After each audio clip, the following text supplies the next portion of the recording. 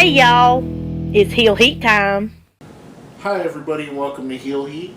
My name is George Coles, and this is our Ring of Honor show for the week. Let's jump right into it. Now, I know it's been a couple weeks since we've done a Ring of Honor show, and basically, that's my fault.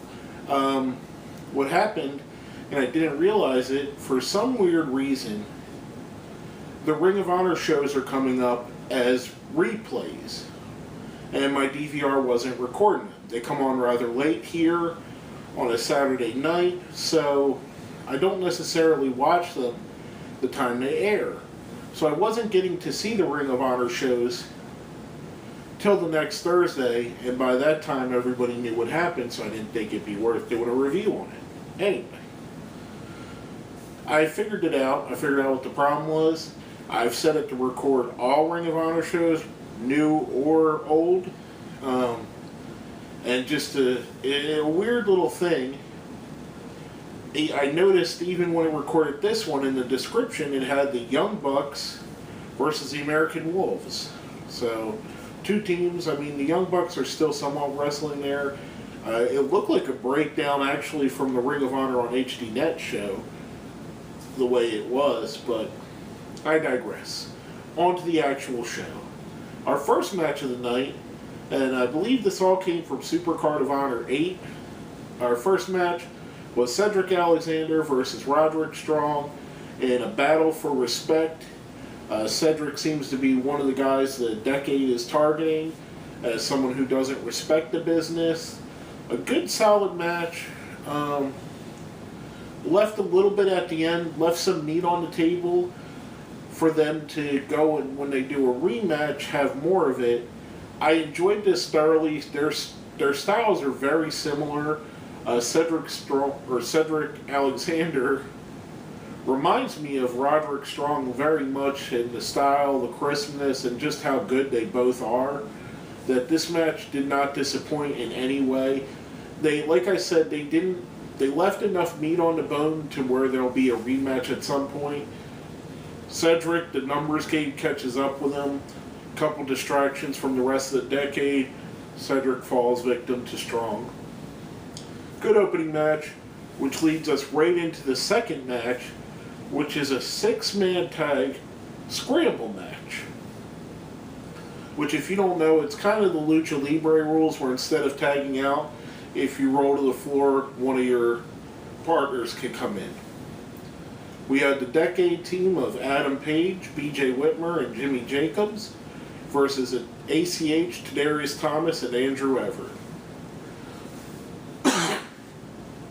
I thought this was quite solid of a match. I really enjoy that we're getting to see some of the younger talent get to the areas. I mean, we've had some people leaving Ring of Honor. Guys like Andrew Everett, Adam Page, Cedric Alexander, Tadarius Thomas, ACH. These guys are going to be the guys that are the next crop, the next Bryan Danielson, the next Austin Aries, the next Samoa Joes, the guys that are going to take those top spots. And this match kind of showed us some of that. You had guys like BJ and Jimmy, who are your veterans, wrestling around with these younger guys, hanging in with them, showing them a different way to wrestle, bringing them through.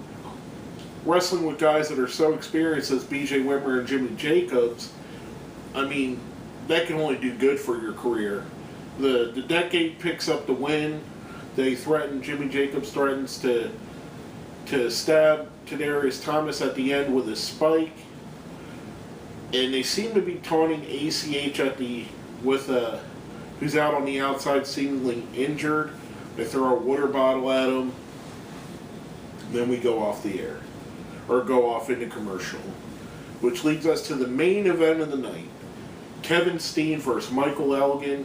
Winner gets an IWGP Championship shot when New Japan Wrestling comes. Here, I think it's about a month away now that they're coming. I thought this was an absolutely fantastic match. Two of Ring of Honor's absolute best wrestlers. Michael Elgin, to me, I thought he should have won the championship when Adam Cole won. Not that I'm disliking Adam Cole as a champion, very much so enjoying his run. But I think Michael Elgin was more deserving of it and more ready for that role. And to me, he's just screams that main event guy. I mean, he's kind of like a Rhino, kind of what Rhino was in ECW, or Samoa Joe in Ring of Honor. You know, you get these guys that come along and they're just, you know, they just come out there and there's something about them that makes you think, you know, this guy can beat my ass. And that's what Michael Elgin is. Elgin picks up the win, gets the IWGP Championship. Chance, what I thought was really cool and added to the match a lot was Steve Corino saying that how when him and Elgin first met, Elgin would tell him that his dream and his goal was to go to New Japan and wrestle for their championship, which is what this would be. So I thought it was really cool they spiced that into the commentary as well. Really good match, really good main event. Ring of Honor is always good about putting at least the main event as a great match on their show. Now, coming off of that, some news that's not necessarily related to the show, but related to Ring of Honor itself. Ring of Honor made a big jump up, guys. They are going to pay-per-view. Over-the-air pay-per-view. Not internet pay-per-view, not on-demand pay-per-view, not something that was taped 3 months ago going on pay-per-view. Live pay-per-view for Ring of Honor. This is a major step for a company. This could be make or break for them. Some companies have made it to their, gotten the pay-per-view distribution, gotten that revenue, and it crushed them. Some of them got it and flourished. Could Ring of Honor be moving up in the ranks in wrestling? I mean, right now, I would say there's WWE's the number one company in America. TNA's number 2, but they're on shaky ground. If Ring of Honor plays their card right, they could be the number 2 company in America, especially with pay-per-view backing, especially if pay-per-view companies start dumping the WWE product because of the WWE network, which gives it pretty much away for free. But I think this is a huge deal, a huge step for Ring of Honor. Hopefully, bigger and better things coming in the future. But anyway, we're going to go right into our rating system. Now, if you've seen the show in the past, you know we have a scale of 1 to 5. 1 being the worst, 5 being the best. I'm going to give the show a solid 4. I liked every match on the show. Like I said, there were a couple of things. The first match left a little bit on the table to build for a return match, which I'm okay with. The second match was pretty good. The main event was awesome. A little bit of improvement they could do to make it a 5, but overall a really interesting and good show. But basically that's all I have to say about this. My name is George Coles, and this has been another episode of Heel Heat.